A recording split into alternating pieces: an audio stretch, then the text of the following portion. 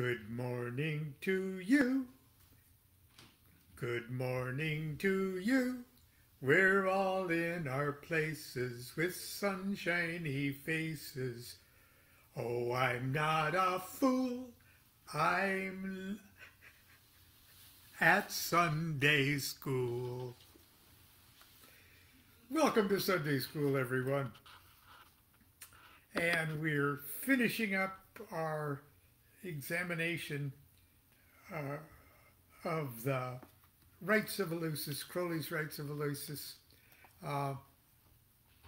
but taking them in the order of the week. So we started on Monday. We actually should have started on Sunday, but we're finishing up with the sun, or the rite of Saul.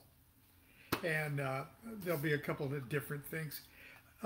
First of all, each one of these rites, with maybe one exception, starts off with a reading from one or sometimes two of the small chapters from Captain Fuller's Treasure House of Images, which appeared in the Equinox at first. It's not Crowley material, it's Captain Fuller material, but it's wonderful stuff. But not everybody has a Treasure House of Images, okay? The good folks at New Falcon printed this a few years ago. It's getting harder and harder to find. The Rites of Eleusis are printed in the full volume set of Equinox volume 1, number 6. But Weiser, in just the last few years, has asked me to curate and edit a project that they called the Best of the Equinox. And the Best of the Equinox number 1 was, I believe, the Enochian material. And Best of Equinox number 2 was Dramatic Ritual. Now, these are Crowley's writings from the Equinox about dramatic ritual. And all of the rites of Eleusis, as they appeared in the Equinox, are in this book. And it's available everywhere and right now. Best of the Equinox, Dramatic Ritual. Not only that, but the Treasure House of Images is also in this book, Dramatic Ritual. And I'm going to be reading from this one today, our Rite of Saul. And the reason I'm reading from this one today is because St. Constance, who's played Scorpio Apophis in many of the roles in all of these rites over the years, is going to read from us the section of from Crowley's poem Orpheus that Scorpio Apophis reads at the end of the Rite of Saul. Okay, because as I mentioned, the rites of Eleusis are really the story of the downfall of each of the planetary spheres. And at the end of Saul, as we'll see here in just a second, the sun god gets himself assassinated, crucified, and buried. And one of the ruffians that's responsible, or one of the cosmic dynamics responsible for this apparent death of the sun, is Scorpio Apophis, who will be Venus in the next rite. So at the end of the rite, she has Brother Leo, who was Crowley probably in the original ritual, declare her essence. And nobody declares the essence, in my opinion, better than our own Scorpio Apophis, Venus, St. Constance. So if I can talk her in, she doesn't want to appear, but she'll read it for us today. But anyway, the rite of Saul. The officers are Saul, or the son. It's himself. He wears a leopard skin, has a nebus of white gold over a white sleeved robe, and he carries a spear. He doesn't say a word in this ritual. He just radiates. And every once in a while, he'll respond to the officers to tell them to come here or to tell them to stop or something, just by knocking with his spear. This is a role we bribed our son into playing one year, the year before he started high school. As a matter of fact, the day before he started high school. So you don't have to do anything. Constance told him, you don't have to do anything. You just have to wear this beautiful nemes and a leopard skin and knock in 2 or 3 places, and all you have to do is radiate, and then we'll crucify you and put you in a box, and one of our friends will dance on you. And we said afterwards, you can carry your cross around the backyard like it's your bar mitzvah, and people can pin money to it for good luck for your first day of school. So that's, and we've got pictures, and I'm sure it'll embarrass him for us to say. Maybe not. Okay, the other officers are Ares in a white robe and spear, Leo in a red robe and spear, Satan Typhon in a violet robe, Scorpio Apophis in a green robe, and Bez, there's our wild and crazy wild card character, Capricornus Emissarius Pan, Bez in a black robe, and there's 4 probationers. Now, Freemasons will recognize in these 3 characters who will assassinate the sun, they'll recognize the 3 ruffians in the Hiramic myth. And if you dig deep enough into the Jesus story, you'll eventually find these 3 characters. We got our Barabbas, and we've got our Judas, and we've even got our freaking Peter. Okay, but anyway, Saul's throned in the east, and behind him is a black veil which conceals a great scarlet cross, which after the rite you can drag around the backyard and people pin money to it. Before him is a second veil. He's supported by Ares on the right, Leo on the left. The other officers are without the temple and waiting. In presentation to the public, a third veil divides the temple from the congregation.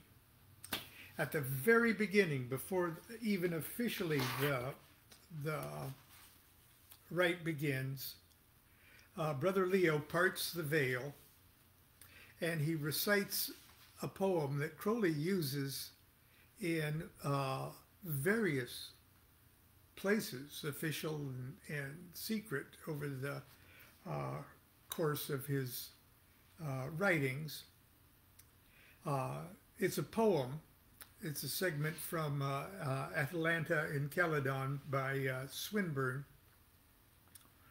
I recited this at the funeral of Grady McMurtry in, I believe, 1985.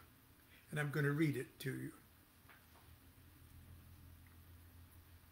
Before the beginning of years, there came to the making of man time, with a gift of tears, grief with a glass that ran, pleasure with pain for leaven, summer with flowers that fell, remembrance fallen from heaven, and madness risen from hell.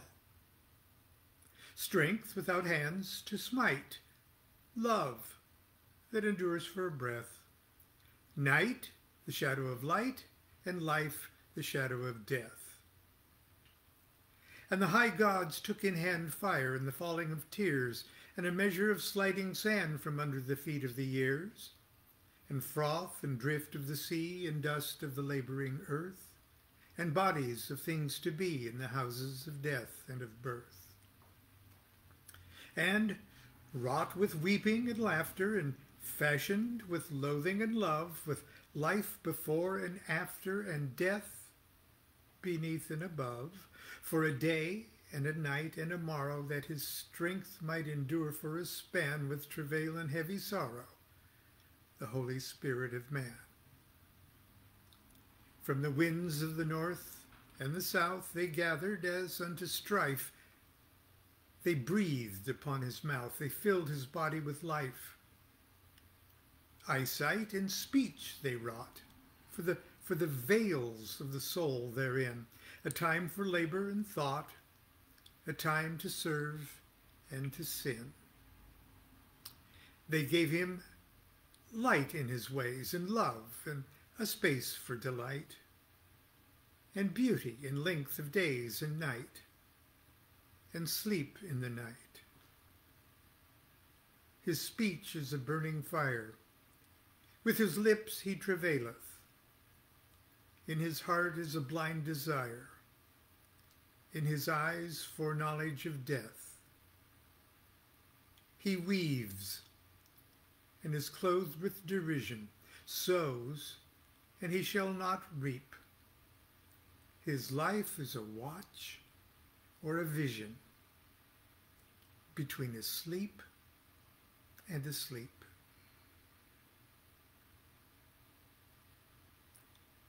I first heard that poem recited by Helen Parsons Smith. Aries knocks, and the knocks add up to 6 because this is the sun. And then Leo answers. Now, of all the rites of Eleusis, Aries and Leo are the closest thing to a comedy team. Brother Leo, what is the place? The temple of the sun upon the mountain of Abiagnus. Brother Leo, what is the hour? Sunset. Ah, it is the hour of sacrifice. Brother Aries, what is the sacrifice? It is hidden from me. Then from behind the veil, Jean-Paul, as the sun, knocks. Hark! It is the summon of the king. It is the Lord of heaven that awakens the children of the light. And they draw the veil, and there's a full light, and they kneel before Jean-Paul, or the sun god. Let us adore the exalted one. And here's a nice little exhortation, you know. Life of life, thy lips enkindle with thy love, the breath between them. It just, okay. Then, at the hour of sunset, the hour of sacrifice, after they've adored the sun and are waiting for the sun to go down, 3 weird-looking people show up.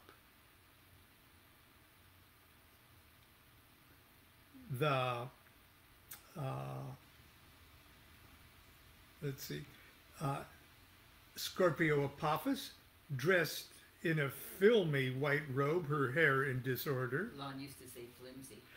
A flimsy. She's in a flimsy robe. It says filmy. And she shows up first, and Aries stands up, and they sort of guard the sun and says, "Hail thou, whence comest thou?" From the house of God. Now, the house of God is the name of the tarot card, the Tower. Okay? That tower is Mars. They come from the house of God. What bringest thou as an offering to our Lord? And what does she say? Do you want to say this, dear? I'm far away. Yeah. The house of God is fallen. There is nothing left therein. Therefore I bring nothing but myself. And then Leo says, well, then let us burn her on the altar of burnt offering. But in the fire my tears would be dried up, and these tears of mine are offering to the Lord. And then Leo says, well, let us throw her to the sacred crocodile. But in the water my heart would be chilled, and this heart is of mine offering to the Lord. Sees it coming from fire and water. And then Leo says, well, let us throw her to the winds from the watchtowers of silence. But in the winds my hymns would not be heard, and these hymns are of mine offering to the Lord. Finally, earth. Let us bury her in the consecrated mountain. But in the earth the worms would devour my flesh, and this flesh is of mine offering to the Lord. O Lord, let thy servants return unto their thrones, that I may worship thee as I will. So in other words, she addresses the sun directly and says, get rid of these guys here, let me come, okay? And the sun responds.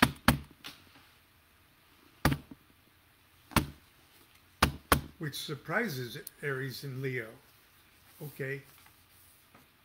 But her offering of herself worked. That's the key. They didn't think it worked. They're kind of stupid guards. But the sun knew that this is right. This dynamic must go forward. So, Aries and Leo return to their thrones. Scorpio Apophis plays her passionate melody, Venus and Tannhäuser, and she goes and kneels at the feet of Saul and worships. But at the end of the music, they rise from their thrones and try to get rid of her, says Aries. And then Leo, even louder. The hour of sacrifice is past. The hour of sacrifice is to come. The sacrifice is not accepted. The sacrifice is accepted. Depart from us, thou unclean thing. They get up and they frog march her out of the temple. Drag her. And they drag her out. It doesn't say frog march. But one year we actually took Scorpio Apophis, who was Judy Abbott that year, and out the French doors and at their house and threw her in the swimming pool. Once, yeah. Once. And Aries and Leo now return to their thrones, and it's like Abbott and Costello. Brother Leo, this is of an evil omen. Brother Aries, it is an evil omen.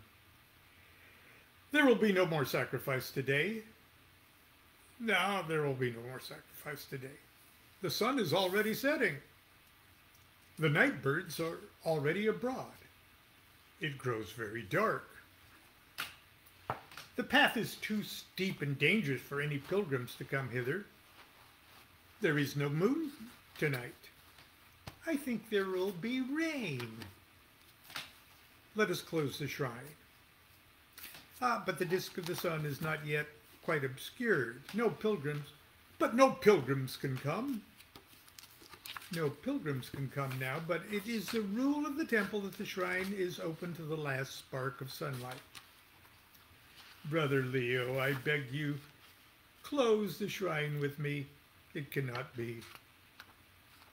Brother Leo, I know the rule, but evil will assuredly come to us from this.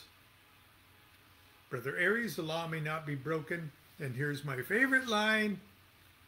Brother Leo, the law is made so that the wise may break it at their need. Brother Leo says, Brother Aries, in my heart is fidelity, fidelity, fidelity. Brother Aries, a God has whispered in my ear, and Brother it is... Leo. Oh, Brother Leo, a God has whispered in my ear, it is folly, folly, folly. Well, anyway, they give up. They don't close the shrine yet. And now, Satan Typhon, Scorpio Apophis, and Bez enter silently in procession.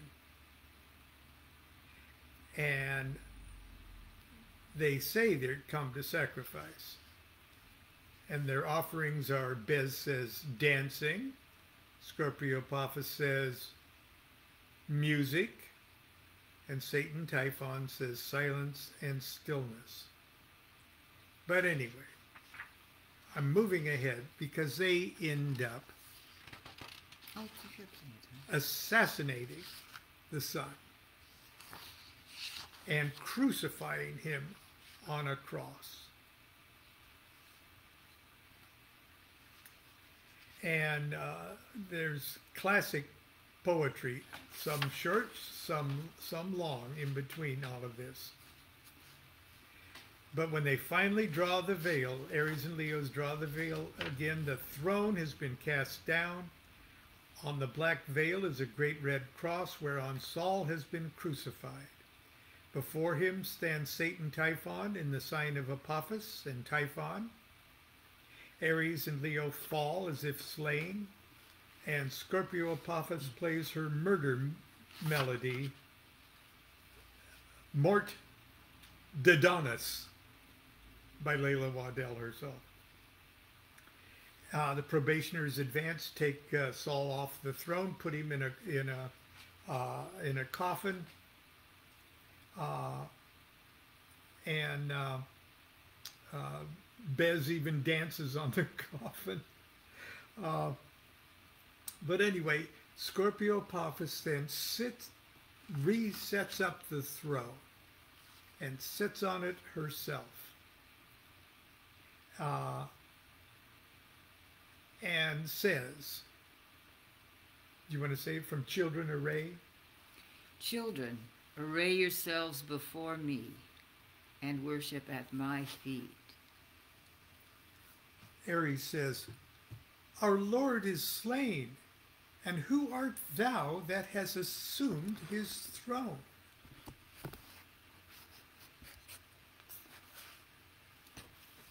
Hang on for a second. I don't want to screw things up too badly here. Hang on. That's icky. I'm going to set her on her throne here. There she is. Our Lord is slain, and who art thou that has assumed his throne? I am the mother of the gods, and the sister of time, and the daughter of space. I am nature that holdeth sway when the effort of man is exhausted. Brother Leo, I am the goddess that cometh forth riding upon the lion. Behold, I strike thee with my wand and inspire thee. I command thee to declare me unto the multitude. And I, as Brother Leo would say, no, you can say it yourself. Declare yourself, my dear. I have never been able to read this because I didn't want to change the rite, but I've had a half a cup of coffee this morning, and Lon's going to let me chew the scenery for about 10 minutes or so. Chew the scenery, darling. Low in the interstellar space of night, clothed with deep darkness, the majestic spaces abide the dawn of deity and light. Vibrate before the passionless pale faces shrined in exceeding glory eremite. The tortoise skies in somber carapaces await the expression and the hour of birth in silence through the adamantine girth. I rose in glory, gathered of the foam, the sea's flower folded, charioting me risen where dawn's rose stole from its pearl glimmering home. And heaven laughed, and earth, and mine old prison, the seas that lay beneath the mighty dome, shone with my splendor. Light did first bedizen earth with its clusters of fiery dew and spray, when I looked forth and cried, "It is the day." The stars are dewdrops on my bosom space. The sun and moon are glances through my lashes, long, tender rays of night. My subtle face burns through the sky dusk, lightens, fills, and flashes with solemn joy and laughter of love. The grace of all my body swaying stoops and dashes swift to the daisy's dawn of love. And swiftest, O Spirit of man, when unto me thou liftest. Dawn shakes the molten fire of my delight from the fine flower and fragrance of my tresses. Sunset bids darken all my body's light, mixing its music with the sad caresses of the whole world. I wheel in wingless flight through lampless space, the starless wildernesses. Beyond the universal bounds that roll, there is the shrine and image of my soul. I am nature and God. I reign. I am alone. None other may abide apart. They perish, drawn into me, into my being grown. None other bosom is to bear, to nourish, to be. The heart of all beneath my zone of blue and gold is scarlet bright to cherish my own life's being, that is and is not other, for I am God and nature and thy mother. I am the thousand-breasted milky spouse, virginal also, Tartarus and Gaia twined in my womb, and chaos from my brows shrank back abashed. My sister, dark and dire, mother of Erebus and night, that plows with starry sandaled feet the fields of fire, my sister shrank and fell. The infernal gloom changed to the hot, sweet shadow of my womb. I am that darkness, strange and uterine, is shot with dawn and scented with the rose. The deep, dim prison house of corn and wine. Flowers, children, stars with flame far subtler glows formless. All piercing, death-defying, divine. A sweet, frail lamp whose shadow gleams and shows no darkness, is as light is where its rays cross, interweave, and marry with the days.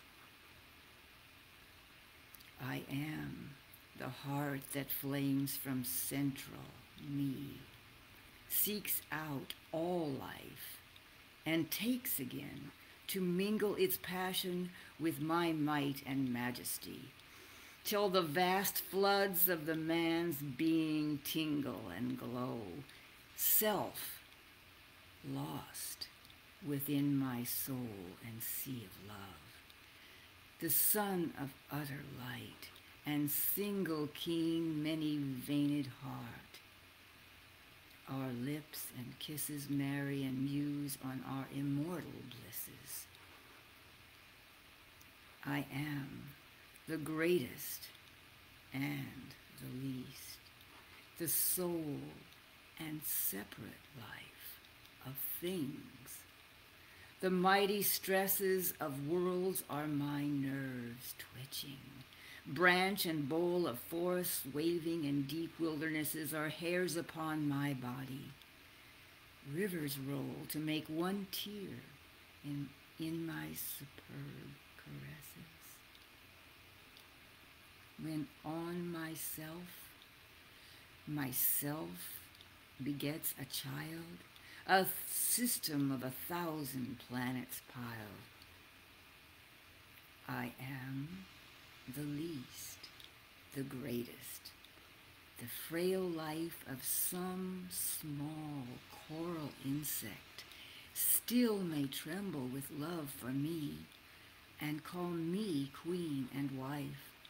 The shy plant of the water may dissemble its love beneath the fronds, reply to strife with strife, and all its tiny being crumble under my rough and warrior husband kiss, whose pain shall burn and alter and be bliss. I am. No word beside that solemn one reigns in sound's kingdom to express my station, who clothed and crowned with suns beyond the sun, bear on the mighty breast of foam Thalassian, bear on my bosom jutting plenilune, maiden, the fadeless rose of the creation. The whole flower life of earth and sky and sea from me was born and shall return to me. I am for men and beings passionate, for mine own self calm as the river-cleaving lotus-born lord of silence. I create or discreate, both in my bosom heaving. My lightest look is mother of a fate. My fingers sapphire ringed with sky are weaving ever new flowers and lawns of life, designed nobler and newer in mine older mind. I am not, but all changing, move the worlds evolving in a golden ladder. Spiral or helical, fresh gusts of love filling one sphere from the last sphere grown gladder.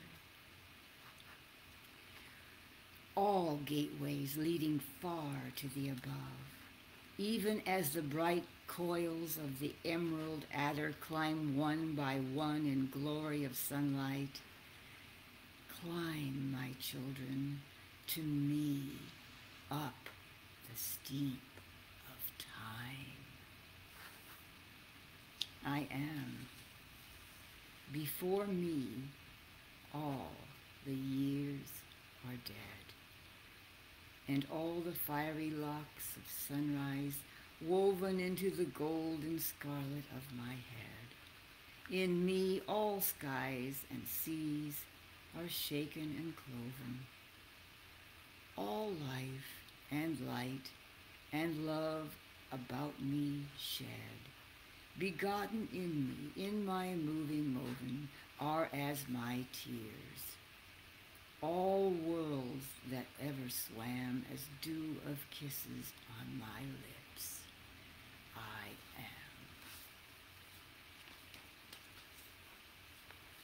am. Leo, she draws Leo up to her, and the others kneel in adoration. Scorpio Apophis plays her soft, voluptuous melody, a romance by Saint-Saëns. And Brother Leo, Brother Aries says to Brother Leo, because they're kind of in shock and bliss and an afterglow because the new God has taken over. Brother Leo, what is the hour? Brother Leo, the evening star has arisen. It's Venus. Aries says, the sacrifice is accomplished. Leo says, what is the sacrifice? And Aries says, man. Who is the priestess? Woman. Unto what God? Aries replies, it is hidden from me. And Leo says, let every man depart unto his house. And then they knock. First Aries, then Leo,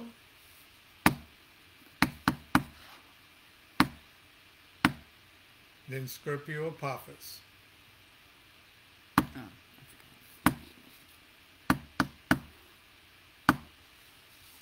And that's the rite of Venus. Venus? Oh, excuse me.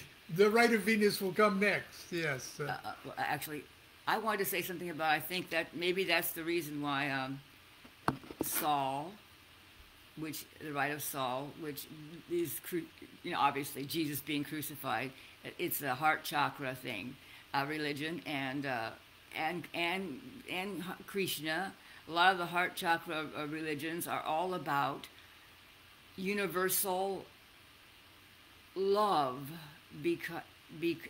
universal love, because the self is crucified. The man part of the self is crucified. You give up yourself into pure love. Yeah. And of course, Paul got rid of all that. Fucking Paul. But excuse me. It's why those heart chakra religions are all about love. They claim, right. And then of course then they forget about that. But anyway. Very good. Thank you, dear. You're welcome. Thank you, dear. And that is Constance's picture. So anyway, until tomorrow, we'll start something else on Monday. But until then, I know we probably went a little over time-wise. But anyway, Sunday school is dismissed. Continue to be good to yourself and be good to each other. Do what thou wilt shall be the whole of the law. Love is the law. Love under will.